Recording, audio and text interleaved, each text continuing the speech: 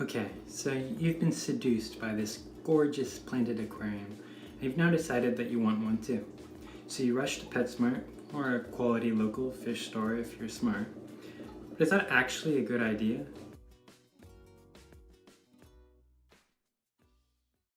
Fish stores are packed full of traps for newbies to fall into. They want you to make mistakes so that you come back and buy your way out of them. Well, I'm going to keep that from happening to you.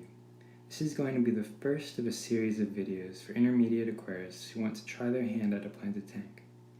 I'm not going to explain the nitrogen cycle or any of the basic stuff, but I will reference them when explaining certain concepts that you must be aware of before building a planted tank.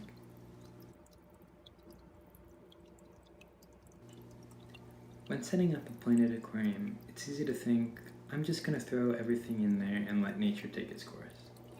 But there's actually a lot more to it than that. Before you do anything, you need to decide what kind of planted aquarium you want.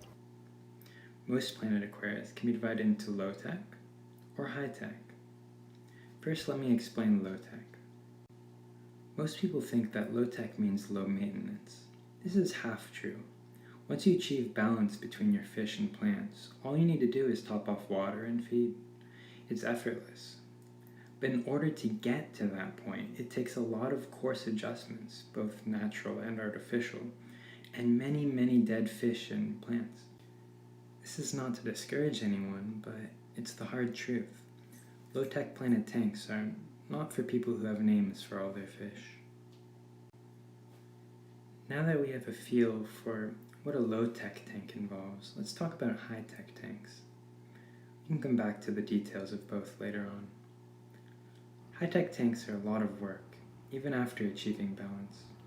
Balance is way easier to achieve and maintain than in low-tech, especially in terms of fish life. You're unlikely to lose many fish at all in a high-tech planted tank, because waste levels are never far above zero. You have far more control over the rate of your plant growth and rate at which they eat your fish waste. The two major downsides to a high-tech planted aquarium are A, the cost, and B, the upkeep. The cost is significantly higher than in low-tech because you need to purchase CO2.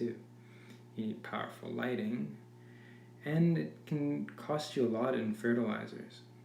For a 55-gallon aquarium, this could be quite pricey even if you're thrifty about it. The upkeep of a high-tech aquarium is mostly due to the intrinsic nature of a fast-growing tank. You constantly need to be pruning and trimming your plants, dosing fertilizers, generally keeping a watchful eye on plant growth in case something is out of whack. Change happens fast in a high-tech tank, so attention is a lot more important. Low-tech aquariums were popularized by a frustrated aquarist named Diana Walstead. She was frustrated because at the time of her entrance into the hobby, she wasn't able to find a good compilation of scientific research in relation to fish keeping on the hobbyist level. So she compiled research herself and devised a nature-driven method of powering a planted aquarium. Today, her method is called the Walstead method or the low-tech method. If you're interested in the details of the Diana Walstead method, I highly recommend checking out her book. It's called Ecology of the Planted Aquarium. The substrate is the basis for all planted tanks, whether you go high-tech or low-tech. Diana Walstead herself likes to use terrestrial soil as substrate, but her methods can be accomplished in some fashion with any kind of substrate, even sparkly rainbow plastic gravel. The Walstead method is all about balancing the fish waste with plant consumption. That's it. You don't even need to worry about a cycle or even a filter. The only reason I don't recommend starting with a sterile substrate such as plastic gravel or sand is because it will take you a lot longer to achieve balance between your plants and your fish. A substrate that comes with nutrients included will still need fine-tuning to achieve balance, but die-offs of fish or melting of plants will be less likely. So this little tank right here is my low-tech planted tank. In this tank, all I have is a light, no filter, no water changes, just plants, 3 fish, sand, moss, snails, that's it. Oh, some shrimp as well. But yeah, this is a perfect example of how you don't always actually need to have filters and CO2 and all of the high-tech equipment in order to have a thriving tank. So on the contrary, my high-tech tank here has plenty of filtration. It has a huge amount of light. It has a CO2 tank that is keeping all of the plants growing at full throttle. It has a wide variety of fish. It has extremely nutritious soil. The soil isn't necessarily a part of having a high-tech tank. You can have nutritious soil with a low-tech tank. But it also has a surface skimmer built into one of the filters as well. Whether you decide to go with the Wallstead method or the high-tech method, choose your substrate wisely. Personally, I recommend using ADA Amazonia Aqua Soil. It's super nutritious, can last for years depending on how fast your plants grow. Slow growing plants will extend the life of the soil. And as far as planting goes, it's like the Tempur-Pedic mattress of dirt. You can plant hair grass millimeters from each other without uprooting anything. I'm obsessed with this stuff and will always pay the extra price for it. It's the only high-end item I purchase for any of my tanks. Everything else I've found bargains for, but Aqua Soil I've paid full price because you'll never find it for cheap. I have two major reasons for loving low-tech tanks. The first is that there are almost no water changes. I do mine about once every 6 months. We do water changes in fish-only tanks because our fish produce toxic ammonia, which is turned into less toxic nitrite and even more less toxic nitrate by our filters. Plants can use ammonia directly, and they prefer ammonia to nitrite and nitrate. So if the fish and plant life are balanced, you'll never need a filter because your plants will absorb the ammonia before it causes any harm. The second reason I love low-tech tanks is because fish food is the only thing you add to them. The entire ecosystem, the relationship between plants and fish, runs itself. You never remove old plant leaves or other dead plant matter. You let them rot in the tank and return to the soil. You never vacuum your substrate. It is truly nature in a transparent six-sided window. The fish food feeds everything. I have to stop here and apologize because, for simplicity's sake, I lied to you. There is one ingredient I add to my low-tech aquarium other than fish food. I also add distilled water whenever I lose some due to evaporation.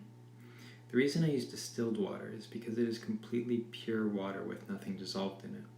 By topping off with distilled water, I avoid the minerals in my tap water, which would build up in my aquarium over time if I never did any water changes. Everything built by the mini ecosystem comes from the fish food, and that's all it needs to maintain its balance. The major downside of low-tech aquariums for me is that they can't handle as many types of plants as high-tech aquariums can, and the plants never look quite as dense or full as they do in their high-tech counterparts. Low-tech aquariums are restricted to low or medium lighting because plant growth needs to stay in balance with natural nutrient and CO2 levels. If there's more lighting than your plants need to grow, then algae will take advantage of the abundance and proliferate. If you set yourself on the low-tech path, set your light timer for somewhere between 8 and 12 hours a day, and try to avoid bulbs designed for marine reef aquariums.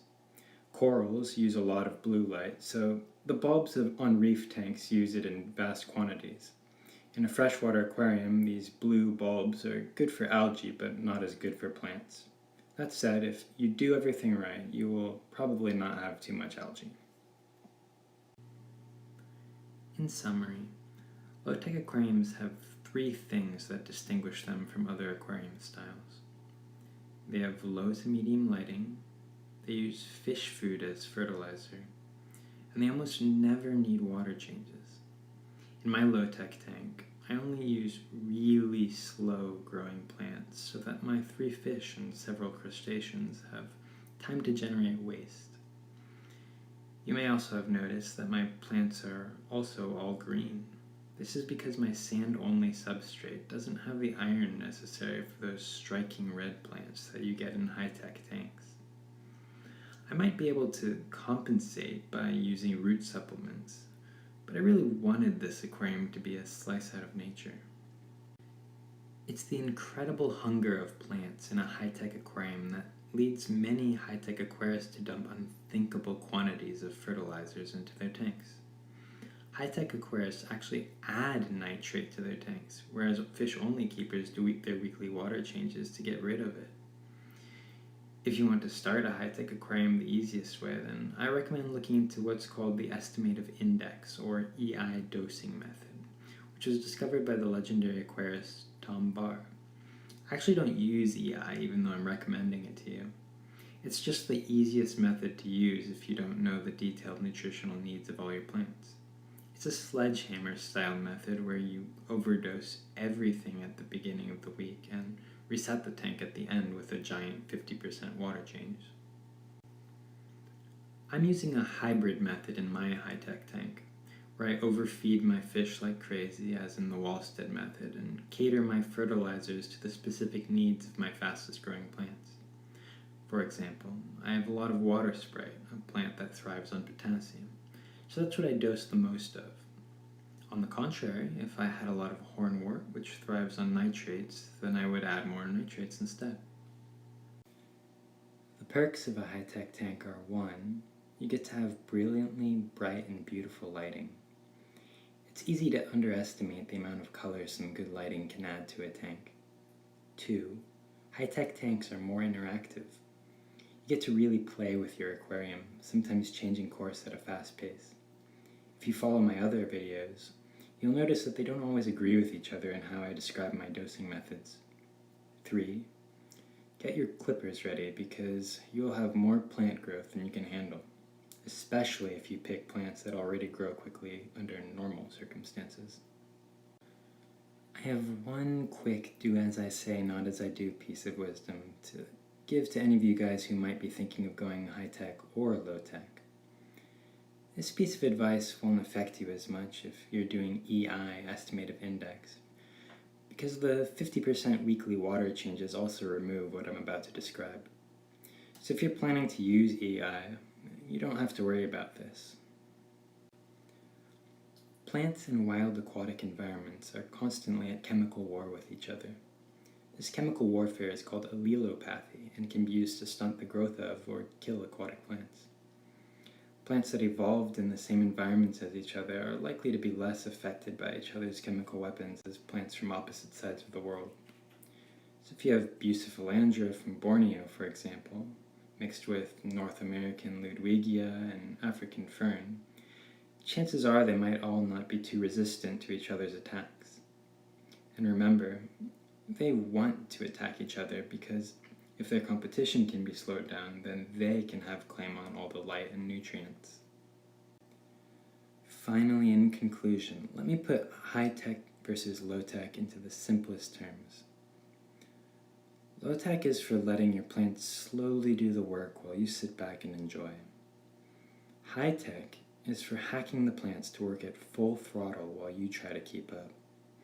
You add fertilizers, adjust your lighting strength, adjust your lighting duration, fine-tune your water temperature, monitor your CO2 levels, all the while doing water changes and aggressively pruning your excess growth. Both paths are equally rewarding, and each provides a unique set of challenges to overcome. So why not try both? All aquariums are rewarding, and whether you keep a lonely little betta, some koi or cichlids, or an entire coral reef, truly nothing beats the elation of building a thriving habitat in a glass box.